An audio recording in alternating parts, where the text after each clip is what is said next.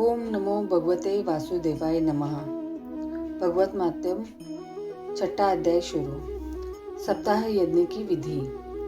श्री सनकादि कहते हैं, नारद जी, अब हम आपको सप्ताह श्रवण की विधि बताते हैं। यह विधि प्रायः लोगों की सहायता और धन से साध्य कही गई है। पहले तो यत्न पूर्वक ज्योतिषी को बुलाकर मुहूर्त पूछना चाहिए तथा विवाह के लिए जिस प्रकार धन का प्रबंध किया जाता है उस प्रकार ही धन की व्यवस्था इसके लिए करनी चाहिए। कथा आरंभ करने में भाद्रपद, आश्विन, कार्तिक, मार्गशीर्ष, आषाढ़ और श्रावण ये 6 महीने श्रोताओं के लिए मोक्ष की प्राप्ति के लिए कारण है। देवर्ष इन महीनों में भी भद्रा, व्यतिपात आदि कुयोगों को सर्वथा त्याग देना चाहिए तथा दूसरे लोग जो उत्साही हो उन्हें अपना सहायक बना लेना चाहिए। फिर प्रयत्न करके देश देशांतरों में यह संवाद भेजना चाहिए कि यह कथा होगी। सब लोगों को सपरिवार पधारना चाहिए। स्त्री और शूद्रादि भगवत कथा एवं संकीर्तन से दूर पड़ गए हैं, उनको भी सूचना हो जाए ऐसा प्रबंध करना चाहिए। देश देश में जो विरक्त वैष्णव और हरि कीर्तन के प्रेमी हो उनके पास निमंत्रण पत्र अवश्य भेजे। उसे लिखने की विधि इस प्रकार बताई गई है। महानुभावों, यहाँ 7 दिन तक सत्पुरुषों का बड़ा दुर्लभ समागम रहेगा और अपूर्व रहस्यमयी श्रीमद् भगवत की कथा होगी। आप लोग भगवद रस के रसिक है, अंतः श्री भागवत अमृत का पान करने के लिए प्रेम पूर्वक शीघ्र ही पधारने की कृपा करें। यदि आपको विशेष अवकाश न हो तो भी एक दिन के लिए तो अवश्य ही कृपा करनी चाहिए, क्योंकि यहाँ का तो एक क्षण भी अत्यंत दुर्लभ है। इस प्रकार विनय पूर्वक उन्हें निमंत्रण करें और जो लोग आए उनके लिए यथोचित निवास स्थान का प्रबंध करें। कथा का श्रवण किसी तीर्थ में, वन में अथवा अपने घर पर भी अच्छा माना गया है। जहाँ लंबा चौड़ा मैदान हो वही कथा स्थल रखना चाहिए। भूमि का शोधन, मार्जन और लेपन करके रंग बिरंगी धातुओं से चौक कर पूरे। घर की सारी सामग्री उठाकर एक कोने में रख दे। 5 दिन पहले से ही यत्न पूर्वक बहुत से बिछाने के वस्त्र एकत्र कर ले तथा केले के खंभों से सुशोभित एक ऊंचा मंडप तैयार करे। उसे सब और फल, फूल, पुष्प, पत्र, चंदन से अलंकृत करे तथा चारों ओर झंडियां लगाकर तरह तरह के सामानों से सजा दे। उस मंडप में कुछ ऊंचाई पर 7 विशाल लोगों की कल्पना करे और उनमें विरक्त ब्राह्मणों को बुला बुला कर बिठाए। आगे की ओर उनके लिए यहाँ यथोचित आसन तैयार कर रखे। इनके पीछे वक्ता के लिए भी एक दिव्य सिंहासन का प्रबंध करे। यदि वक्ता का मुख उत्तर की ओर रहे तो श्रोता पूर्वाभिमुख होकर बैठे, और यदि वक्ता पूर्वाभिमुख रहे तो श्रोता का उत्तर की ओर मुख करके बैठना चाहिए, अथवा वक्ता और श्रोताओं पूर्वमुख होकर बैठना चाहिए। देश काल आदि को जानने वाले महानुभावों ने श्रोताओं के लिए ऐसा ही नियम बताया है। जो वेद शास्त्र की स्पष्ट व्याख्या करने में समर्थ हो, तरह तरह के दृष्टांत दे सकता हो तथा विवेकी और अत्यंत निष्प्रिय हो, ऐसे विरक्त और विष्णु भक्त ब्राह्मण को वक्ता बनना चाहिए। श्री महाभागवत के प्रवचन में ऐसे लोगों को नियुक्त नहीं करना चाहिए जो पंडित होने पर भी अनेक धर्मों के चक्कर में पड़े हुए हैं, स्त्री, लंपट एवं पाखंड के प्रचारक हो। वक्ता के पास ही उसकी सहायता के लिए एक वैसा ही विद्वान और स्थापित करना चाहिए, वह भी सब प्रकार के संशयों की निवृत्ति करने में समर्थ और लोगों को समझाने में कुशल हो। कथा प्रारंभ के दिन से एक दिन पूर्व व्रत ग्रहण करने के लिए वक्ता को और शौर को कर लेना चाहिए तथा अरुणोदय के समय शौच से निवृत्त होकर अच्छी तरह स्नान करे और संध्यादि अपने नित्य कर्मों संक्षेप से समाप्त करके कथा के विघ्नों की निवृत्ति के लिए गणेश जी का पूजन करे। तदंतर पितृगण का तर्पण कर पूर्व पापों की शुद्धि के लिए प्रायश्चित करे और एक मंडल बनाकर उसमें श्री हरि को स्थापित करे। फिर भगवान श्री कृष्ण को लक्ष्य करके मंत्रोच्चारण पूर्वक क्रमशः षोडशोपचार विदेशी पूजन करे। और उसके पश्चात प्रदक्षिणा तथा नमस्कारादि इस प्रकार प्रस्तुति करे। करुणा निधान में संसार सागर में डूबा हुआ और बड़ा दीन हूँ। कर्मों के मोहरूपी ग्रहण ने मुझे पकड़ रखा है। आप इस संसार सागर में मेरा उद्धार कीजिए। इसके पश्चात धूप दीप आदि सामग्रियों से श्री भगवत की भी बड़े उत्साह और प्रीतिपूर्वक विधि विधान से पूजा करें। फिर पुस्तक के आगे नारियल रखकर नमस्कार करें और प्रसन्न चित्त से इस प्रकार स्तुति करें। श्री भगवत के रूप में आप साक्षात श्री कृष्णचंद्र की विराजमान हैं। नाथ, मैंने भव सागर से छुटकारा पाने के लिए आपकी शरण ली है। मेरा यह मनोरथ आप बिना किसी विघ्न बाधा के सांगोपांग पूरा करें। केशव, मैं आपका दास हूँ। इस प्रकार दीन वचन कहकर फिर वक्ता का पूजन करें। उसे सुंदर वस्त्राभूषण से विभूषित करें और फिर पूजा के पश्चात उसकी इस प्रकार स्तुति करें। शुभ स्वरूप भगवान, आप समझाने की कला में कुशल और सब शास्त्रों में पारंगत है। कृपया इस कथा को प्रकाशित करके मेरा अज्ञान दूर करें। फिर अपने कल्याण के लिए प्रसन्नता पूर्वक उसके सामने नियम ग्रहण करें और 7 दिनों तक यथाशक्ति उसका पालन करें। कथा में विघ्न न हो इसके लिए 5 ब्राह्मणों को और वरण करें। वे द्वादशार मंत्र द्वारा भगवान के नामों का जप करें। फिर ब्राह्मण अन्य विष्णु भक्त एवं कीर्तन करने वालों को नमस्कार करके उनकी पूजा करें और उनकी आज्ञा पाकर स्वयं भी आसन पर बैठ जाए। जो पुरुष लोग संपत्ति, धन, घर और पुत्रादि की चिंता छोड़कर शुद्ध चित्त से केवल कथा में ही ध्यान रखता है, उसे इसके श्रवण का उत्तम फल मिलता है। बुद्धिमान वक्ता को चाहिए कि सूर्योदय से कथा आरंभ करके 3:30 पहर तक मध्यम स्वर से अच्छी तरह कथा बाजे। दोपहर के समय 2 घड़ी तक कथा बंद रखे। उस समय कथा के प्रसंग के अनुसार वैष्णवों को भगवान के गुणों का कीर्तन करना चाहिए। व्यर्थ बात नहीं करनी चाहिए। कथा के समय मल मूत्र के वेग को काबू में रखने के लिए अल्पाहार सुखकारी होता है। इसलिए श्रोता केवल एक ही समय हविष्यान्न भोजन करे। यदि शक्ति हो तो 7 दिन निराहार रहकर कथा सुने अथवा केवल घी या दूध पीकर सुखपूर्वक श्रवण करे अथवा फलाहार या एक समय ही भोजन करे। जिससे जैसा नियम सुविधि से सच सके उसी को कथा श्रवण के लिए ग्रहण करे। मैं तो उपवास की अपेक्षा भोजन करना अच्छा समझता हूँ, यदि वह कथा श्रवण में सहायक हो। यदि उपवास में श्रवण में बाधा पहुँचती हो तो वह किसी काम का नहीं। नारद जी, नियम से सप्ताह सुनने वाले पुरुषों के नियम सुनिए। विष्णु भक्त की दीक्षा से रहित पुरुष कथा श्रवण का अधिकारी नहीं है। जो पुरुष नियम से कथा सुने उसे ब्रह्मचर्य से रहना, भूमि पर सोना और नित्य प्रति कथा समाप्त होने पर पत्तल में भोजन करना चाहिए। दाल, मधु, तेल, गरिष्ठ अन्न, भाव दूषित पदार्थ और बासी अन्न, इनका सर्वदा ही त्याग करना चाहिए। काम, क्रोध, मद, मान, मत्सर, लोभ, दंभ, मोह और द्वेष को तो अपने पास भी फटकने नहीं देना चाहिए। वह वेद, वैष्णव, ब्राह्मण, गुरु, गोसेवक तथा स्त्री, राजा और महापुरुषों की निंदा से भी बचे। नियम से कथा सुनने वाले पुरुषों को रस वाला स्त्री, अत्यंत क्लेश, पतित, गायत्रीहीन, द्विज, ब्राह्मणों से द्वेष करने वाले तथा वेदों को न मानने वाले पुरुषों से बात नहीं करनी चाहिए।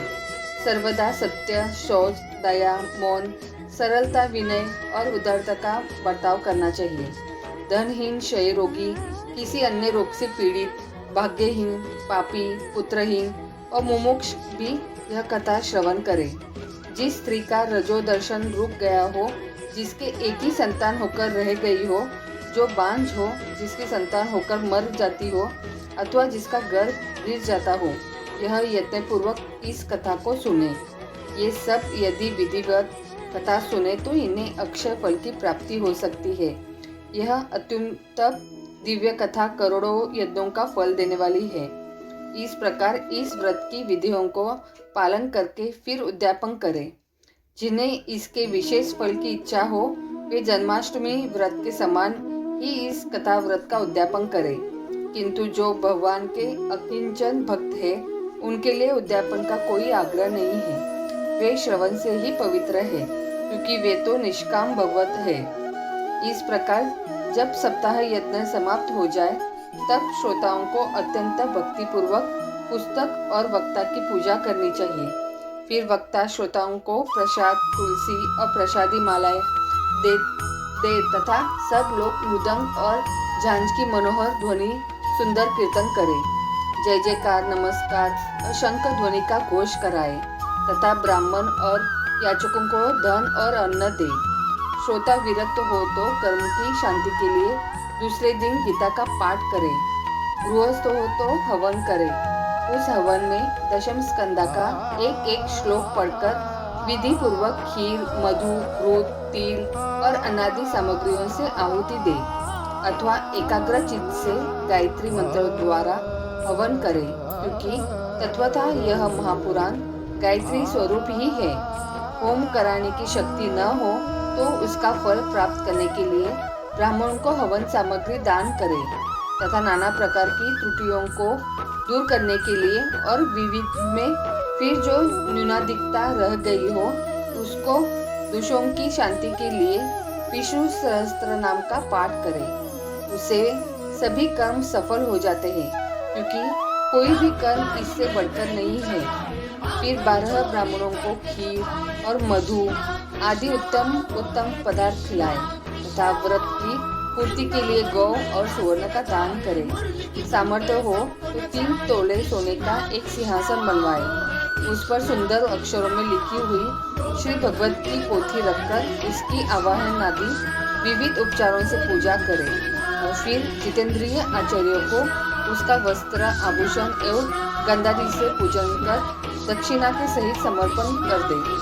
जो करने से वह बुद्धिमान दाता जन्म मरण के बंधनों से मुक्त हो जाता है। यह सप्ताह पारायण की विधि सब पापों की निवृत्ति करने वाली है।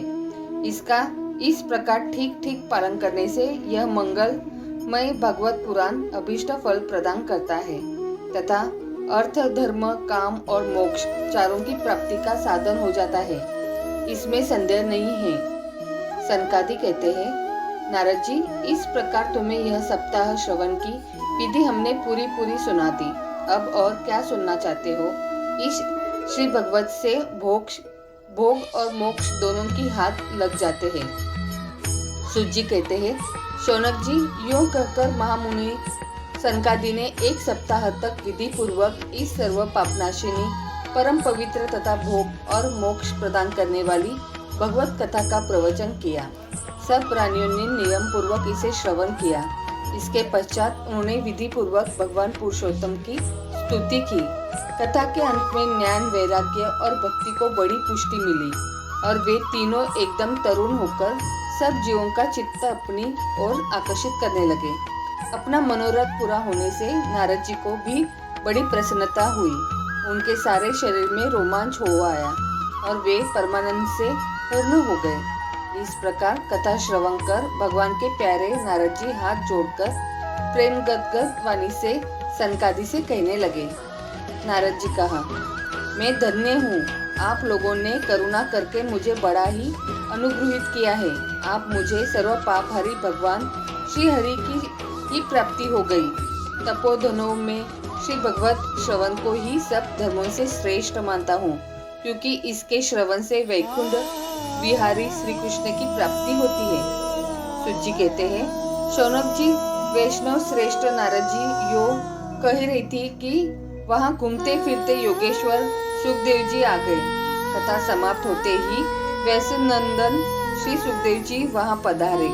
16 वर्ष की आयु आत्मलाभ से पूर्ण ज्ञान रूपी महासागर का संवर्धन करने के लिए चंद्रमा के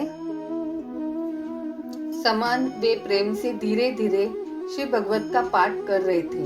परम तेजस्वी सुखदेव जी को देखकर सारे सभासद झटपट खड़े हो गए और उन्हें एक ऊंचे आसन पर बैठाया।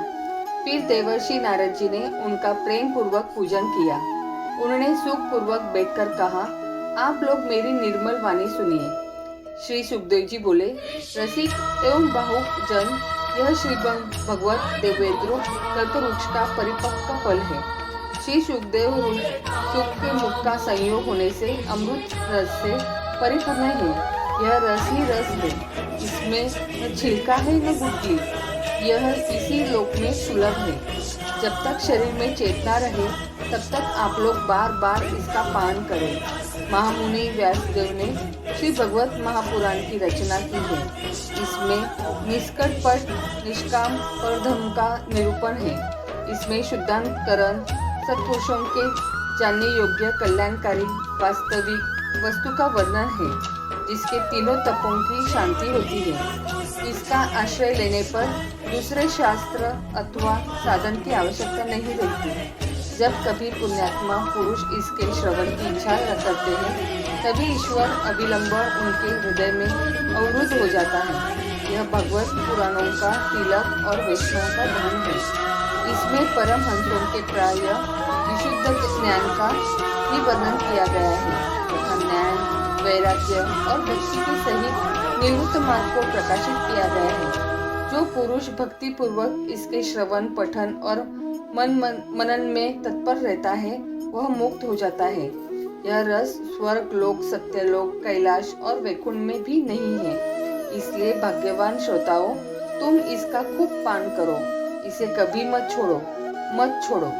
सूत जी कहते हैं, श्री सुखदेव जी इस प्रकार कह रहे थे कि उस सभा के बीचों बीच प्रहलाद, बलि, उद्धव और अर्जुन आदि पार्षदों के सहित साक्षात श्री हरि प्रकट हो गए। तब देवर्षि नारद ने भगवान और उनके भक्तों की यथोचित पूजा की। भगवान को प्रसन्न देखकर देवर्षि ने उन्हें एक विशाल सिंहासन पर बैठा दिया और सब लोग उनके सामने संकीर्तन करने लगे। उस कीर्तन को देखने के लिए श्री पार्वती जी के सहित महादेव जी और ब्रह्मा जी भी आए। कीर्तन आरंभ हुआ। प्रहलाद जी तो चंचल गति होने के कारण करताल बजाने लगे। उद्धव जी ने झांझे उठा ली। देवर्षि नारद वीणा की ध्वनि करने लगे। स्वर विज्ञान में कुशल होने के कारण अर्जुन राग अलापने लगे। इंद्र ने मृदंग बजाना आरंभ किया। सनकादि बीच बीच में जयघोष करने लगे और इन सबके आगे सुखदेव जी तरह तरह की सरल अंगभंगी करके भाव बताने लगे।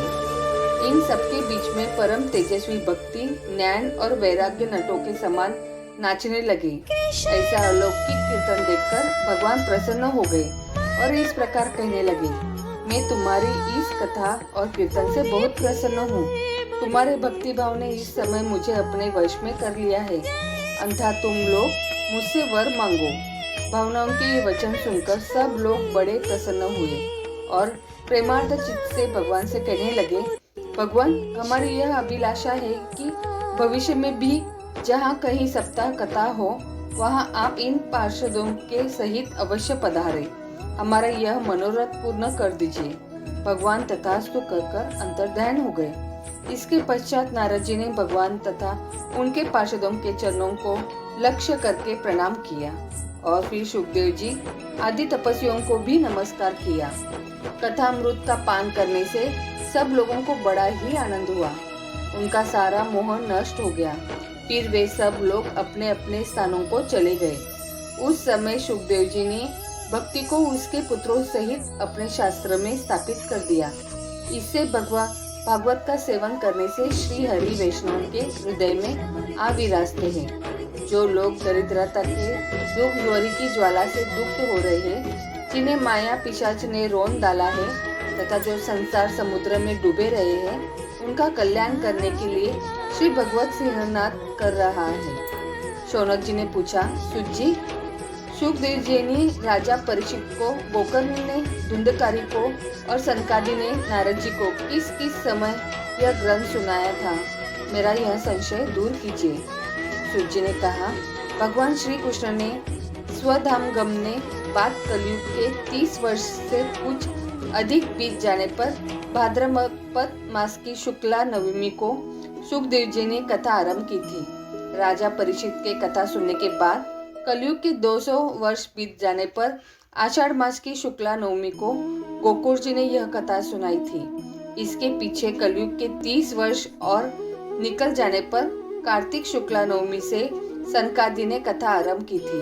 निष्पाप शौनक जी, आपने जो कुछ पूछा था उसका उत्तर मैंने आपको दे दिया। इस कलयुग में भगवत की कथा भौरव रोग की रामबाण औषध है। संतजन, आप लोग आदर पूर्वक इस कथा अमृत का पान कीजिए। यह श्री कृष्ण को अत्यंत प्रिय, संपूर्ण पापों को नाश करने वाला, मुक्ति का एकमात्र कारण और भक्ति को बढ़ाने वाला, लोक में अन्य कल्याणकारी साधनों को विचार करने और तीर्थों का सेवन करने से क्या होगा। अपने दूत को हाथ में पाश लिए देखकर यमराज उसके कान में कहते हैं, देखो, जो भगवान की कथा वार्ता में मत हो रहे हो उनसे दूर रहना। मैं औरों की ही दंड देने की शक्ति रखता हूँ, वैष्णवों को नहीं। इस असार संसार में विषय रूप विषय की आसक्ति के कारण व्याकुल बुद्धि वाले पुरुष अपने कल्याण के उद्देश्य से आधे क्षण के लिए भी इस शुभ कथा रूप अनुपम सुधा का पान करो। प्यारे भाइयों, निदिन्त कथाओं से युक्त धर्म व्यर्थ ही क्यों भटक रहे हो। इस कथा के कान में प्रवेश करते ही मुक्ति हो जाती है। इस बात के साक्षी राजा परीक्षित है। श्री सुखदेव जी ने प्रेम रसक प्रवाह में स्थित होकर इस कथा को कहा था। इसका जिसके कंठन से संबंध हो जाता है वह वैकुंठ का स्वामी बन जाता है। शौनक जी, मैंने अनेक शास्त्रों को देखकर आपको यह परम गोप्य रहस्य अभी अभी सुनाया है। सब शास्त्रों के सिद्धांतों का यह निचोड़ है। संसार में इस शुभ शास्त्र से अधिक पवित्र कोई वस्तु नहीं है। अन्यथा आप लोग परमानंद की प्राप्ति के लिए इस द्वादश स्कंद रूप रस का पारण करें।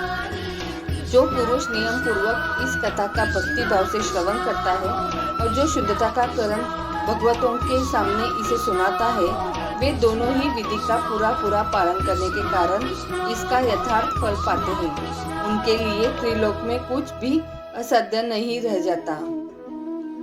श्री भगवत महात्म्यम समाप्तम। हरि ओम तत्सत।